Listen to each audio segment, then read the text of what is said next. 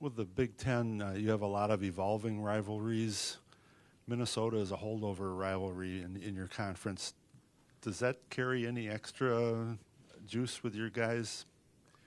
Well, I think having a handful of guys from that state and the history, this weekend is always a little bit more fun.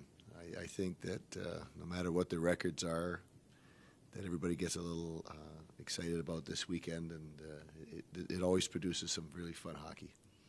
I know you're concentrating on your team, but how would you describe Big Ten hockey this season as you kind of look over the 6 teams and some of the results that have been coming forth? Well, I think we've talked about this a little bit, Brian, the fact that game to game, night to night, I think that what makes it very interesting is that I think teams feel that they can win the game that they're currently looking at, that every team has that ability to do that.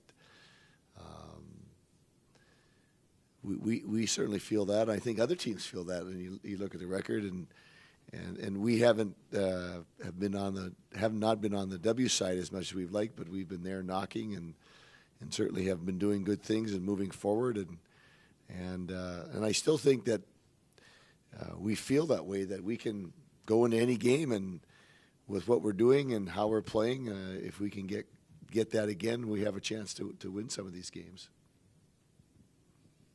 Mike, what makes for a good rivalry? I would think there's got to be a little bit of pain. There's probably got to be a little bit of respect. There's got to be some dislike. What in your mind constitutes a good rivalry?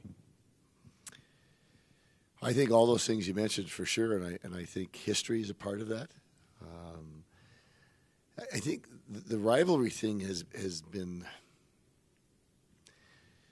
I don't want to say watered down, but some form of that verbiage, in that these kids know each other so much better than they used to. I mean, they play all summer, and they discover that, hey, he's not a bad guy. And before, when you didn't play against each other in the summertime, there was this, he was an unknown factor, and the things you heard, you kind of got a distaste for them. But it's not at the level that it once was, but it's still Minnesota, and the history there still dictates that rivalry to a degree.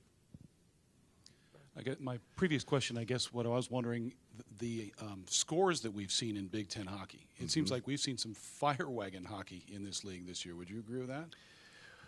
More so than other years, for sure. And you don't know if that's a reflection on goaltending, play away from the puck, offensive people that we have in the league now. I don't know what the current reason is that, but your observation is right. There's been a lot of high scores.